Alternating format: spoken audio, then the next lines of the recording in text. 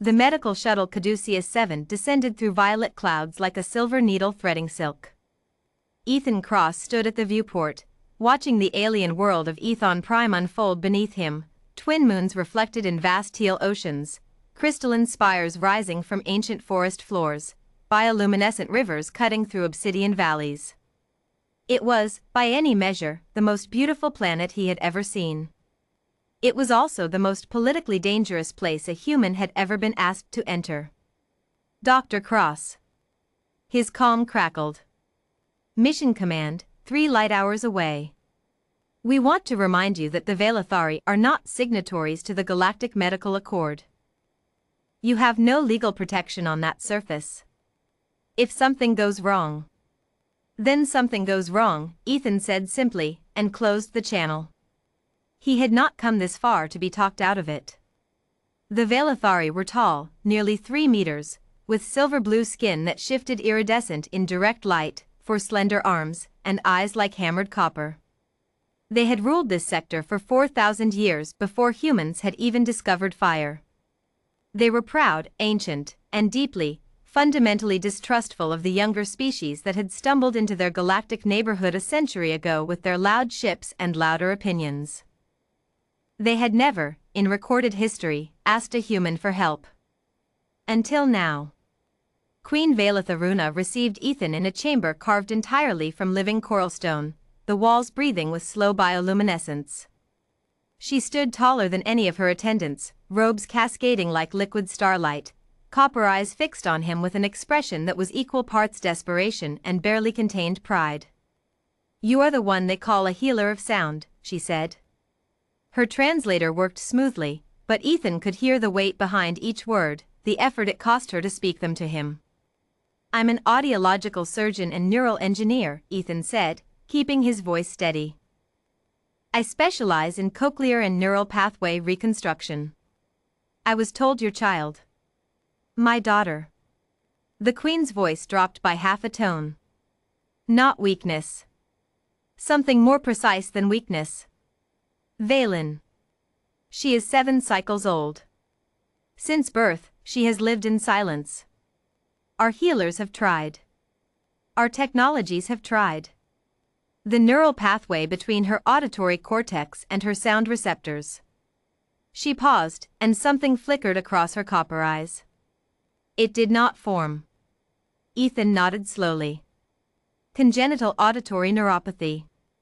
I've treated it before. May I examine her?" The pause that followed lasted exactly 4 seconds. Ethan counted. In those 4 seconds, Queen Valetharuna, ruler of 12 star systems, commander of the most disciplined fleet in the known galaxy, a being who had never once in her reign bent her head to another, made a decision that he suspected cost her more than any battle she had ever fought. "Yes," she said. Little Valen was small for a Velathari child, barely taller than Ethan, with her mother's copper eyes and a quiet watchfulness about her that he recognized immediately. The watchfulness of someone who had learned to read the world through every sense except the one others took for granted. She watched his face when he spoke. She tracked vibrations through the floor. She was, he thought, one of the most quietly extraordinary people he had ever met. He spent 3 hours with her. Scanning, mapping, cross-referencing. The Velathari neural architecture was different from human, more complex in some ways, elegantly simplified in others, but the fundamental failure was one he knew. The auditory nerve fibers existed. They simply had never been told to fire. He straightened up from his equipment and found Queen Valetharuna standing in the doorway, watching him with an expression she didn't know he could read. Hope. Barely contained, fiercely guarded, enormous hope. "It's treatable," he said. The Queen's shoulders dropped exactly 3 millimeters. "How certain are you?" she asked. Ethan considered lying, giving her a careful, qualified answer. He decided she didn't deserve that. 91%, he said. The remaining 9% accounts for biological variables I haven't seen before in Velathari physiology. But the pathway is there, Your Majesty. It's dormant, not destroyed. I've repaired this before. I can repair it again. The surgery took 11 hours. Ethan worked with the kind of focused silence that his former professors had called inhuman, though they'd meant it as a compliment. His hands were steady. His mind was clear. He had brought his best tools, a neural induction array calibrated for alien physiology, microfilament stimulators thinner than spider silk, and a mapping system that he'd spent 3 days reprogramming to account for Velathari neural density. He did not hurry. Hurrying was how surgeons killed people. Queen Valatharuna stood outside the sealed medical chamber for all 11 hours. Her attendants brought her food twice. She ate neither portion. When the chamber door finally opened and Ethan stepped out, he was pale with exhaustion, his scrubs damp with effort, his eyes carrying the particular weariness of someone who had spent 11 hours refusing to make a single mistake. "It went well," he said. "She needs to wake naturally." When she does, he stopped, because Queen Valatharuna had stepped past him into the chamber. He followed quietly. Valen was stirring. Her small chest rose and fell with steady breath. Her copper eyes opened slowly, and then widened. The chamber was not silent. Bioluminescent coral clicked and hummed with tiny internal rhythms. Air circulators breathed at a low, constant frequency. Somewhere outside, through thick walls, wind moved across crystal spires and made a sound like distant singing. Valen heard all of it. Her expression was impossible to describe.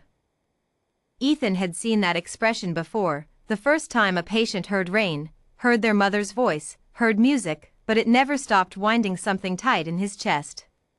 She sat up slowly. She turned her copper eyes toward her mother. And she said something. One word, small and wondering, in Velathari, a language Ethan didn't speak. But he didn't need to speak it to understand. Queen Valatharuna crossed the room in 2 strides and folded all 4 of her arms around her daughter with a fierceness that had nothing royal about it and everything human. Ethan quietly stepped back. He was preparing to leave, equipment packed, shuttle-fueled, when Queen Valatharuna appeared in the docking bay. She was alone. No attendants. No guards. She had, he noticed, removed her formal outer robes. She stood in something simpler, and she looked, for the first time, like a person rather than a monarch. "Dr. Cross," she said. He turned. "Your Majesty. I'm glad she's well. My full medical report will." "I wish to speak plainly," Queen Valatharuna said. He stopped. She was quiet for a moment. Not struggling for words, choosing them. "For 4,000 years," she said, "the Velathari have not called any being outside our bloodline by the word Evan." She paused. "It is the word we use for kin. For those who are bound to us by something older than law. Something that cannot be earned by politics or treaty." She met his eyes directly. "It is given only when someone acts from the part of themselves that has no name." Ethan said nothing.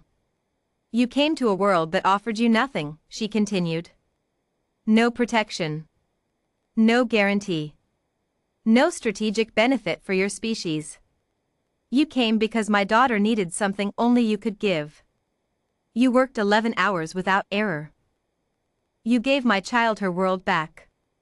She stepped forward and placed her primary hand, the largest of her 4, over the center of his chest. It was, he realized, a formal gesture. Old and serious. "Ethan Cross," she said. "The Velathari name you Evan. You are kin." He stood very still. He was not a man who was easily moved. He had operated on children in war zones, on species who couldn't pay, on planets that had tried to deport him before he could finish. He had held himself together through a great many things. But something in the weight of that word, kin, and the seriousness with which it was given, and the image still fresh in his mind of a small girl hearing the world for the first time. "Thank you," he said. His voice was steady. "That means more than I can tell you." Queen Valatharuna inclined her head, not a bow, something more precise, something between equals.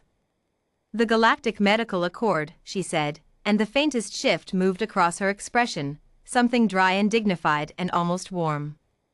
I believe it is time the Velithari reconsidered their position on that document. Ethan allowed himself, just barely, to smile. I'll tell them you said so, he said. The shuttle Caduceus 7 lifted through violet clouds, back toward stars that were the same stars from any world.